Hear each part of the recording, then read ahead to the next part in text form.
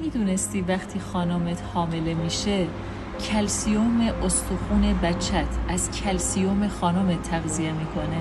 میدونستی شیر اون بچه از خون خانمت تغذیه میکنه؟ میدونستی که خانم ها موقع سزارین 1.5 لیتر و موقع زایمان طبیعی 0.5 لیتر خون از دست میدن؟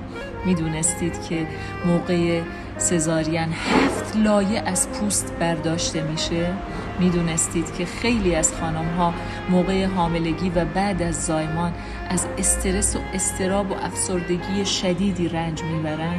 اینا رو بهت گفتم تا بدونی که توی این دوران چقدر مهمه که کنار خانمت باشی و ازش مراقبت کنی تا این دوران سخت و بحرانی رو به بهترین شکل پشت سر بذاره و یک فرزند قوی و سالم تحویلتون بده. اینجوری به جای اینکه فرایند بچه دار شدن